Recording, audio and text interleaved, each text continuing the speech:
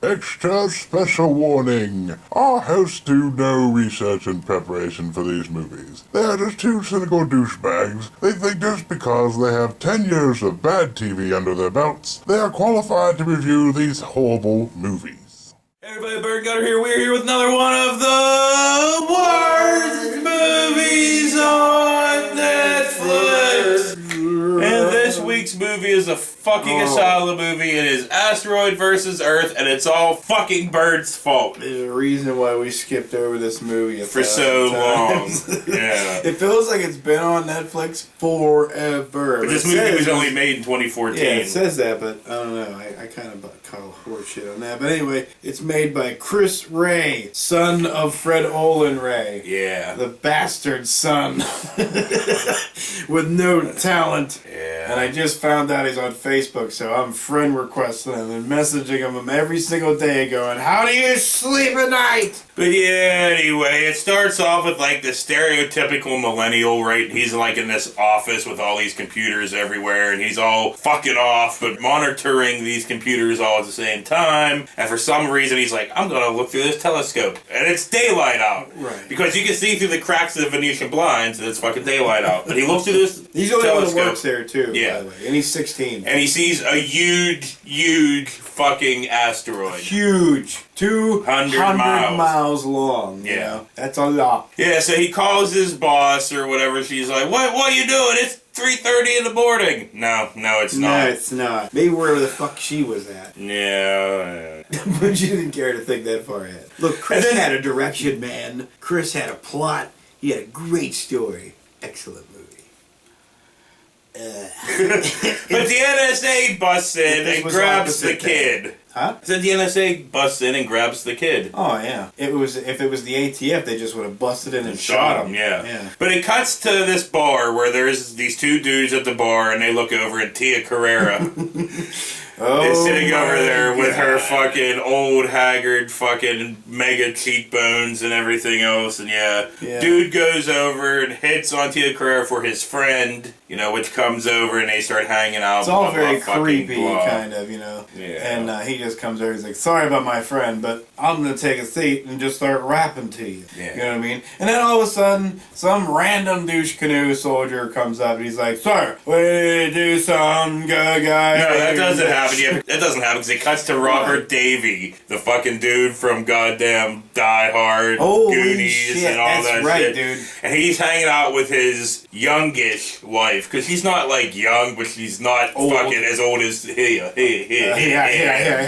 He looks like fucking Shemp Howard right before he died. Fucking does. He does, man. His face looks like a roadmap of pain, and he's got that fucking that wherever Steven Seagal shops for hair, he gets the same thing. Yeah, you know but what I mean? the fucking military busts into their house and says, blood, general, blah, blah, blah, blah, everybody's blah. house like bang, you can't knock on the fucking door. So he leaves his wife behind, and then it cuts back to the bar where Tia Carrera and the fucking Kmart Nathan Fillion are walking out, and they're by the car, and he's kind of macking on her, and then these fucking army dudes bust up guns all in the fucking face and stuff. I didn't quite get the guns, though. Yeah. Why were they pointing guns at him? They're like, we need to come with us, and then they lowered it. It's like, why would you? Why? Well, because he ends up being some kind of big shot in the goddamn Navy or something, so he's all like, pulling rank, what the fuck ever. So they leave with the military. Right. All 6 of them. So whatever, right? The millennial, right? He comes up with this plan to save the Earth. He wants to take nukes. Put them in a trench in the fucking ocean. Right. Blow up said nukes. Right. Which would cause an 18 on the Richter scale fucking earthquake that would move the Earth out of the way of the asteroid. Blow the Earth up, more like. Crack it in half, something. Right. So we're going to trust everything on this one 16-year-old kid's fucking observation. Yeah. Okay, man. Look, this kid's wired up on fucking Red Bull. Everything's got to be to the extreme. As soon as he said nukes and volcano and 18 whatever at him, and like, dude, shut the... Why are we listening to this kid? Isn't there anybody else? Or is it just this kid? Why are we talking to the president of the United States? Oh yeah, there's no president. Really, the only people that are in charge of this are Secretary of Robert Defense? Davey, the 16-year-old, fucking Kmart Nathan Fillion, and some people's on a computer screen, and China. Yeah, and then Russia. the one gay soldier that kept I guess he was hiding that he was gay from his men. Yeah. But he kept calling his dude, back at home who was a professor or some shit, and his unsympathetic mother. Yeah. That just got on the phone one time in the movie, was just like, you need to listen. So whatever. And then he just walked away. It doesn't fucking matter. I'm skipping ahead some, right? So, Kmart, Nathan Fillion and Tia Carrere are in this fucking submarine now. Oh, right? yeah, this submarine. And they have the CG tube they call submarine. And they have Tia Carrere's mini sub, which is 2 goddamn scuba tanks attached to this fucking frame with 2 LED flashlights stuck in it. And they're going to use said sub to put fucking nukes into said trench. Right. I love the inside of the submarine. That was the greatest part. They had office chairs. Not fold out chairs. Fold out desks. Yeah. And then just standard office chairs. And I'm sorry. Exposed wires everywhere. It's a nuclear submarine. I'm sure there's going to be just exposed wires and fucking extension cords hanging from the wall. Yeah. Okay. Chris, Jesus Christ. So whatever. Volcanoes go off for some fucking reason. They didn't do the nukes yet, but volcanoes go off. If your excuse is you got no money, don't fucking do it at all then. We've had this conversation before. Well, we're gonna have it again, motherfucker. Fucking Asylum brings it out. What Asylum does bring out in this fucking movie is tons of fucking bullshit science babble. Yes. Just tons of it. There's lots of holes in this science. But it's just a whole bunch of fucking babble. They're saying words. It sounds like a stoner's plan. Hey man, if we take nukes and put them in a volcano, it'll blow up, and then all of a sudden Earth will be like, whoa! It'll move over here, and big 200-mile asteroid will just go. So something happens and they lose contact with the sub or whatever, so they decide they're going to launch missiles at the fucking asteroid. So China or whatever launches missiles at the asteroid, but it kind of just breaks off parts, which kind of accelerates the fucking apocalypse coming or whatever. Turned it into a booster rocket for it. Yeah, so it was basically nitrous rockets. You might as well put that on there. But I love the 2 Chinese dudes that are reporting everything from inside the one dude's living room. Yeah. And then the other random guy who, I'm not sure if he was Russian, French, or whatever he was, but he was in all black and white and staticky. Yeah, they were going back in time to talk to him. So whatever, we get stock footage of riots for some fucking reason. and then a meteorite piece, I guess, hits fucking the South China Sea, so there are waves and all that kind of stuff. Right. But it also makes the sub go real, and the fucking captain of the fucking sub lightly touches the wall and gets CG electrocuted.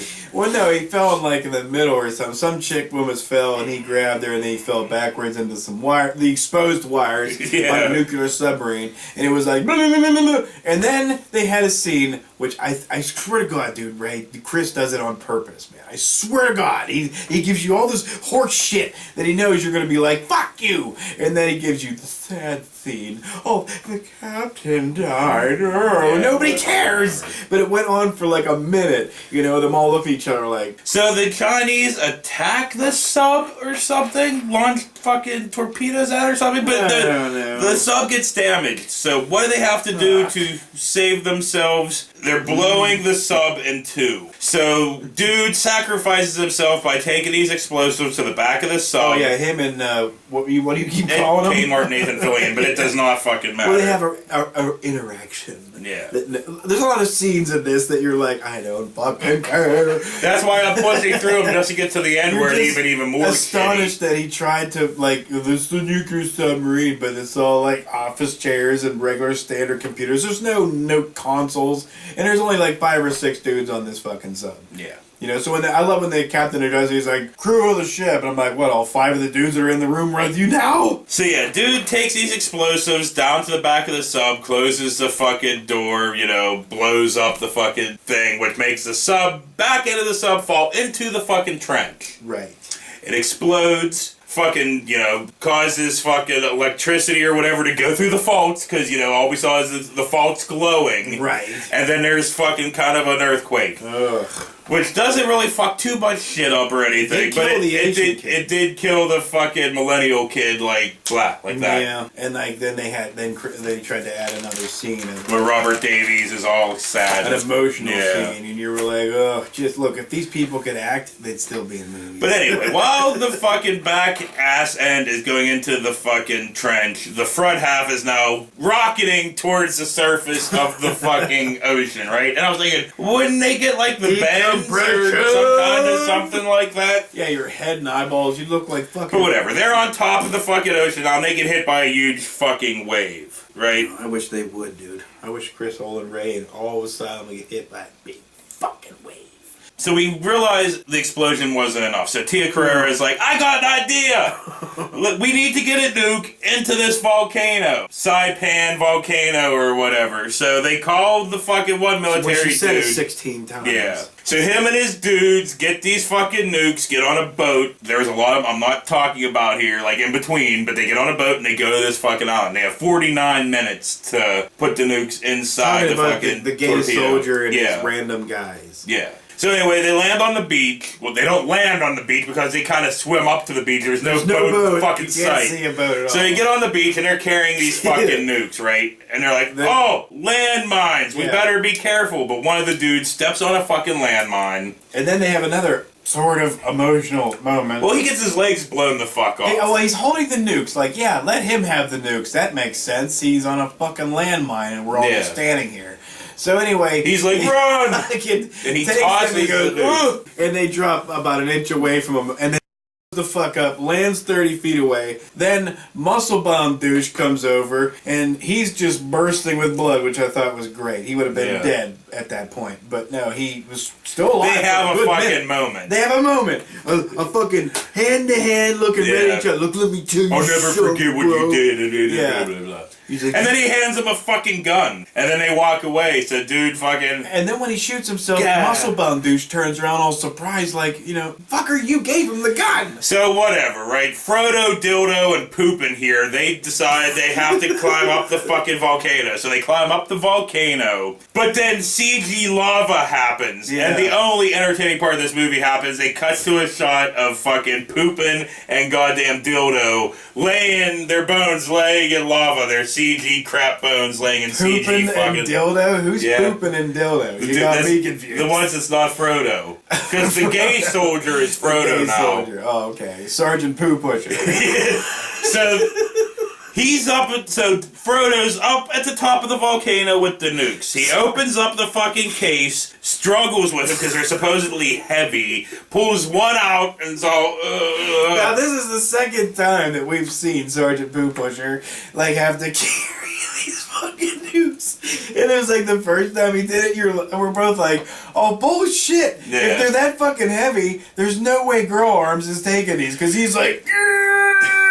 Yeah. So whatever, he grabs another one, so he's holding two nukes and just basically back dives into the volcano. I was like, why? Why not just throw him in? Because he would have blew the fuck up anyway. Either way, but like, why, go really painful? I'm gonna just drop into this. On explosion, you just be like, bleh! That'd be it, But anyway. Now, whatever. So the explosion happens.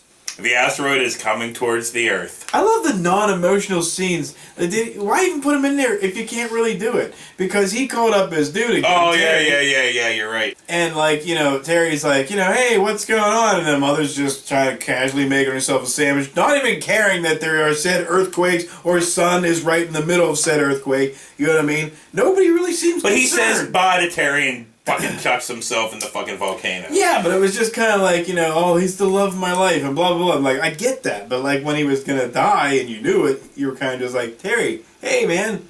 Terry, hello. But whatever, it doesn't fucking matter. Like I said, the asteroid is coming, the Earth moves out of the way. Oh, yeah. Oh, a lot, though. At first he was like, that's not far enough. It's just going to go and take out the other half of it. But then it just kind of went... They moved right over, and you're like, oh, bullshit. And nothing happened. Oh, no. Robert Davies still all like, hey, yeah, and everybody on Earth still fucking fine. Yeah, I want your fat ass, Chris, to get into a fucking a bathtub, and just go rock back and forth. And when the water does this, guess what fucking Earth is gonna do? It's gonna go. So anyway, it cuts back to Tia Carrere and Kmart Nathan Fillion at dock now, and then they kiss. Like, yeah, you're like, he cuts his face on her cheekbones, and then it fades to the credits. Dude, she damn near swallowed his face. You know, she's like, "You're not doll at all." I'm like, "But this fucking movie was," and she's like, I'm like, "Oh, fucking let it go." I hate you. The whole time through this movie, she's going, "Please make Wayne's World 3, please." But anyway, I fucking quit. On that note, for Bird Gunner, this has been another one of the worst movies on Netflix. Our 200th episode is coming up pretty fucking soon. I don't know if we're gonna make it to 200. Oh, we will. We just won't do anything special for it or anything. We'll just be like, hey, it's episode 200. Gimme! After this, I think I'm done completely with Netflix. I don't want to do this anymore angry, because like these movies just make me angry. There's no heart, no soul. Well, fine. After 200, we'll kind of try to look more on the on part. Like, you know, we changed the name of the channel. But. Well, we're still gonna do Netflix. Yeah, when there's something worth doing. No, but whenever we can't find anything on anything else. Because I mean, really, if you look at it, dude, like Showtime, HBO Stars, all the stuff that I have like on demand that I like pay for or whatever, they have a couple bad movies, but not that many. So we're gonna run out of that really fucking quickly. No, we'll just have to go get a whole bunch of Cinema Snob like DVDs. What, so we can do like The Happening or something? Yeah, for real, dude. No. Yeah, we owned it. But anyway, see you later. Well, what Asylum brings out in this movie is tons of bullshit psycho. What Asylum? No. Psycho. So Kmart, Nathan Fillion and stuff is like, no. So we realize it's not that.